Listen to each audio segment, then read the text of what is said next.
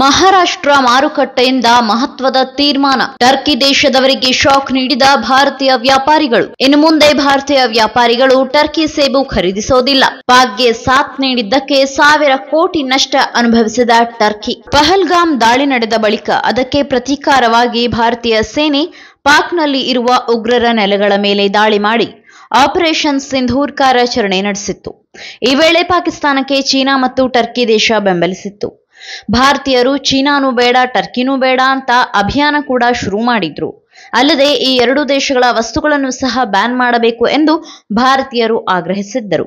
ಇದೀಗ ಭಾರತದ ವ್ಯಾಪಾರಿಗಳು ಟರ್ಕಿಯರಿಗೆ ಶಾಕ್ ನೀಡಿದ್ದಾರೆ. ಮಹಾರಾಷ್ಟ್ರದಲ್ಲಿ ಇಷ್ಟು ದಿನ ಟರ್ಕಿಯ ಸೇಬು ಹಣ್ಣನ್ನ ಖರೀದಿಸಲಾಗುತ್ತಿತ್ತು. ಆದರೆ ಈ ದೇಶದವರು ಪಾಕಿಸ್ತಾನವನ್ನ ಬೆಂಬಲಿಸಿರುವ ಕಾರಣಕ್ಕೆ ಅಲ್ಲಿನ ಸೇಬು ಹಣ್ಣನ್ನ ನಾವು ಖರೀದಿಸುವುದಿಲ್ಲವೆಂದು ಭಾರತೀಯ ವ್ಯಾಪಾರಿಗಳು ಹೇಳಿದ್ದಾರೆ.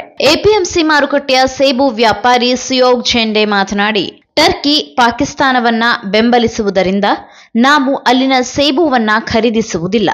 ಪಾಕಿಗಳ ವಿರುದ್ಧ ಭಾರತೀಯ ಸೇನೆ ದಾಳಿ ನಡೆಸಿದರೆ ಈ ದೇಶದವರು ಪಾಕಿಗಳಿಗೆ ಡ್ರೋನ್ ನೀಡಿ ಸಹಕರಿಸಿದ್ದಾರೆ. ಹಾಗಾಗಿ ಟರ್ಕಿಯ ಸೇಬುಗಳನ್ನ ನಾವು ಖರೀದಿಸುವುದಿಲ್ಲವೆಂದು ಹೇಳಿದ್ದಾರೆ. ಅಲ್ಲದೆ ಅದರ ಬದಲು ಹಿಮಾಚಲ ಪ್ರದೇಶ, ಕಾಶ್ಮೀರ ಹೀಗೆ ನಮ್ಮ ದೇಶದಲ್ಲಿ ಬೆಳೆದ ಸೇಬುಗಳನ್ನು ಮಾತ್ರ ಖರೀದಿಸುವುದಾಗಿ ಹೇಳಿದ್ದಾರೆ.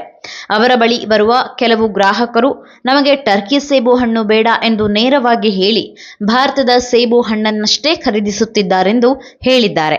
ಇನ್ನು ಭಾರತೀಯ ವ್ಯಾಪಾರಿಗಳ ಈ ನಿರ್ಧಾರದಿಂದ ಟರ್ಕಿ ದೇಶಕ್ಕೆ 1200 ರಿಂದ 1500 ಕೋಟಿ ರೂಪಾಯಿ ನಷ್ಟವಾಗುತ್ತಿದೆ.